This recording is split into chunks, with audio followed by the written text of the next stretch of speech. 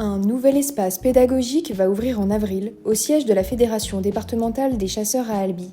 Alice Terrier, l'une des animatrices, nous explique pourquoi ce lieu a vu le jour. Aujourd'hui, je vous propose de découvrir notre nouvel espace ludopédagogique qui a vocation à accueillir les scolaires et les périscolaires de tout le département pour leur permettre de découvrir la faune sauvage, la nature tarnaise. Alors ici, nous sommes dans une première salle qui est une salle dédiée à l'activité ludique, donc plutôt une salle d'accueil, une salle de rangement, une salle où on va avoir tout un tas de matériel pédagogique qui va nous permettre de faire des activités en lien avec au nouveau la découverte de la faune sauvage. Donc ça peut être des moulages d'empreintes, ça peut être la fabrication de nichoirs, ça peut être tout un tas d'activités qui demandent un peu à être assis, concentré, etc. Donc il s'agit d'un espace de découverte où on peut voir un diorama un peu stylisé qui représente différents types de milieux avec les espèces qui correspondent à ces milieux. Et associé à ce diorama, on a des modules interactifs qui nous permettent d'aborder certaines thématiques en lien avec la faune sauvage.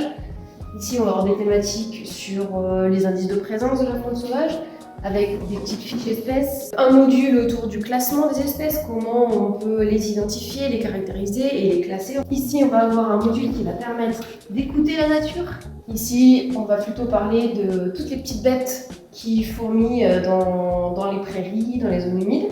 Et enfin, un module plutôt autour de la mare, avec l'identification du cycle de vie, notamment des amphibiens ou des libellules par exemple. On a ensuite une magnifique cabane qui nous permet d'aborder les notions de ressources qui proviennent de la nature. Alors, ce qu'on veut montrer, c'est que en fait, toutes les ressources qu'on a à la maison, que ce soit nos vêtements, que ce soit nos meubles, que ce soit notre garde-manger ou dans notre pharmacie, tout provient de la nature.